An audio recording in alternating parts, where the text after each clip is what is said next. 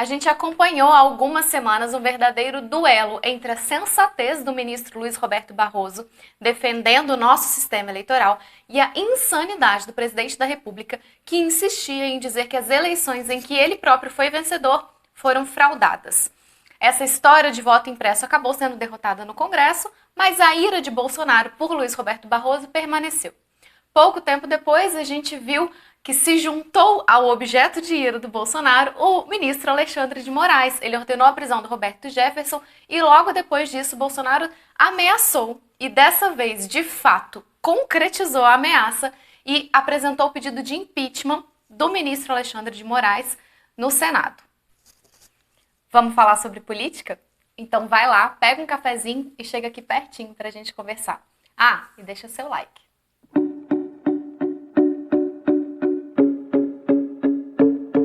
Foi no fim da tarde da sexta-feira, dia 20 de agosto, que o Bolsonaro, como presidente da República, apresentou esse pedido de impeachment de um ministro do Supremo Federal. Eu li esse pedido e agora a gente pode discutir os motivos técnicos que foram apresentados. Quem também leu foi o senador Rodrigo Pacheco, presidente do Senado, que não só leu, como analisou e já rejeitou. Antes de falar de fato sobre os motivos que Bolsonaro apresentou para o impeachment, a gente precisa comentar sobre a introdução desse pedido. O Bolsonaro começa falando que os ministros do Supremo são pessoas públicas e que, sendo pessoas públicas, estão sujeitos a críticas, a ataques até da população, dos cidadãos.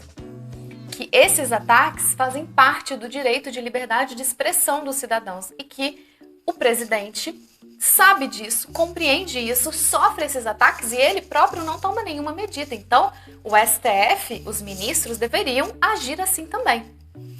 Ele só esquece de dizer que esses ataques que ele quer que o Supremo aceite numa boa não são os que os cidadãos fazem. São os que ele, como presidente da República, faz ao Supremo. São os que os apoiadores dele, incitados por ele, fazem ao Supremo. São os que a base do governo dele, no poder legislativo, fazem ao Supremo. Não são ataques do povo em relação ao Estado. São ataques de um poder do Estado em relação ao outro. E é justamente aí que a gente verifica a instabilidade institucional que tanto se fala. Mas enfim, a gente já sabe que sensatez não é o forte do Bolsonaro e que dissonância cognitiva é a sua ideologia. Enfim, vamos passar os motivos que ele apontou para o impeachment do ministro Alexandre de Moraes. Foram dois. Não sei se vocês se lembram, no último vídeo eu falei para vocês que na lei de crime de responsabilidade são listadas 5 hipóteses que podem caracterizar crime de responsabilidade de ministro do STF. Dessas 5, o Bolsonaro diz que o Alexandre de Moraes incorre em 2. A primeira é que ele teria proferido um julgado uma causa sendo suspeito. Suspeição aqui tem um sentido técnico. Um juiz é considerado suspeito quando a imparcialidade dele está afetada, quando ele não consegue julgar uma causa sem que seja pelo seu ponto de vista pessoal, íntimo. Sendo assim, por motivo de suspeição, esse ministro deve se afastar daquele julgamento e ser substituído por outro ou não fazer parte dele. Mas qual foi a causa que o ministro Alexandre de Moraes julgou estando, de acordo com o Bolsonaro, suspeito para esse julgamento? Ele está falando aqui do inquérito das fake news, que vocês já devem ter ouvido falar. Esse inquérito foi aberto pelo ministro Dias Toffoli, que à época era presidente do STF, para investigar os ataques que o STF vinha sofrendo. Ataques contra a instituição, contra a pessoa dos ministros e contra a família dos ministros. O ministro Dias Toffoli designou o Alexandre de Moraes como relator desse inquérito. E relator, nesse caso, vai servir para quê? No inquérito, a investigação é feita pela Polícia Federal, mas para algumas medidas é necessária a ordem judicial.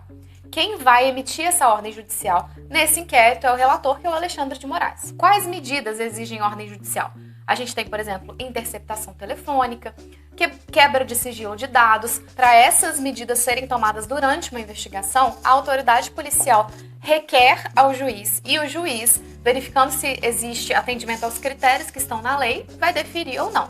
porque são medidas excepcionais e a gente tem que ter um controle ali da situação que está sendo investigada para que não viole direitos do acusado. Esse inquérito, então, tem a participação da Polícia Federal, que é quem de fato faz a investigação, e tem a participação também do Ministério Público, que fiscaliza toda essa investigação. Esse inquérito é, sim, bastante polêmico. As críticas jurídicas em cima dele foram muitas, inclusive a constitucionalidade dele foi questionada perante o próprio STF, que é a autoridade superior. Eu até expliquei isso para vocês no outro vídeo, que é quem vai dar a palavra final sobre a validade de atos e leis diante da Constituição. Então, esse inquérito teve a constitucionalidade dele questionada, mas por 10 votos a 1, os ministros entenderam que estava tudo ok. Se no início de 2019 a violência que era praticada, as ameaças que eram praticadas contra os membros do STF eram significativas o suficiente para que se abrisse um inquérito tão questionável como esse, na verdade, de lá para cá, a situação só piorou. Vocês devem se lembrar dos 300 da Sarah Winter no ano passado, que dispararam num ato bastante simbólico de violência, fogos em direção ao STF. A gente tem um procurador-geral da República que, de fato, não moveria uma palha para fazer qualquer tipo de investigação contra esses atos. E o principal é que as críticas que o STF sofre hoje em dia não são feitas pelos cidadãos, como eram lá no início de 2019, mas principalmente por atores políticos, por pessoas que ocupam posições de governo, por pessoas que fazem parte da estrutura do Estado. E é isso que, na minha opinião, tem justificado a manutenção desse inquérito. É a única forma que o STF enxerga de tentar responsabilizar as pessoas que praticam esses atos, já que não se pode mais contar com a estrutura de Estado que é pensada para fazer esse sistema de fiscalização, de freios e contrapesos. E percebam como o Bolsonaro age por todas as frentes para criar e manter esse caos que a gente vive. O inquérito das fake news, que é uma medida tão questionável juridicamente, só foi aberto nessas circunstâncias diante do nível de gravidade de ameaça que os membros do STF vinham sofrendo, coisa que eu suponho eles nunca tenham visto antes. Isso, com certeza, muito inspirado por essa onda bolsonarista de apologia à violência e de ódio às instituições. A gente vê que o Bolsonaro coloca nas posições estratégicas pessoas que, na teoria, deveriam investigar e punir esse tipo de ato, aqueles que compactuam das ideias dele, aqueles que são seus comparsas, que estão de conluio com ele e que, com certeza, não tomariam essas medidas, deixariam essas pessoas impunes. E quando o STF toma a medida que tomou para defender os seus membros, para defender a instituição, o Bolsonaro faz o quê? Se utiliza dessa medida, se utiliza do inquérito das fake news para pedir o impeachment de um ministro do STF. Ele se utiliza de uma roupagem de legalidade para, ainda assim, destruir a instituição. O segundo motivo que é apresentado nesse pedido de impeachment tem relação com o que Bolsonaro chamou de quebra de decoro nas funções. A própria expressão já é bastante genérica e ampla, né? O que significa quebra de decoro? Só que o Bolsonaro consegue deixar ainda mais confuso. Em vez dele explicar o conceito e trazer ali o que ele acha que se adequa dentro desse conceito, ele começa, no início, divagando sobre as atitudes, de maneira geral, do Alexandre de Moraes serem incompatíveis com o discurso que ele fez na época em que foi sabatinado pelo Senado quando foi nomeado ministro do STF. Nesse discurso que o Bolsonaro menciona, o Alexandre de Moraes teria dito que é um defensor das liberdades individuais e que Bolsonaro enxerga que as atitudes do ministro hoje configuram um cerceamento dessa liberdade. Portanto, existe ali uma incompatibilidade entre o discurso e a ação, e eu acredito que o Bolsonaro tenha querido enquadrar essa situação como quebra de decoro das funções, mas isso também não fica muito claro. Depois, numa redação confusa e numa argumentação mais confusa ainda, ele, ainda tentando dizer que houve quebra de decoro das funções, traz ali a notícia crime que o TSE enviou para o STF sobre a divulgação que o Bolsonaro fez numa de suas lives de um inquérito que, na verdade, é sigiloso e, portanto, não só ele não podia ter acesso, como ele não podia ter divulgado isso para as pessoas. Essa parte do pedido de impeachment, ela é tão confusa que eu sugiro para os meus colegas que leiam, porque ali está um belo exemplo de uma inépcia da petição inicial, daquela hipótese em que da narração dos fatos não decorre uma conclusão lógica, porque é de fato isso. A gente não sabe exatamente o que o Bolsonaro está dizendo que seria uma quebra de decoro da função do Alexandre de Moraes. Ele só joga as informações ali, as coisas que ele acha que o ministro Alexandre de Moraes fez errado, mas sem ter muita fundamentação técnica. Fica claro, então, que a intenção do Bolsonaro com esse pedido de impeachment é a de sempre: criar o caos, criar a confusão, gerar a instabilidade institucional que ele diz que são os outros poderes que causam.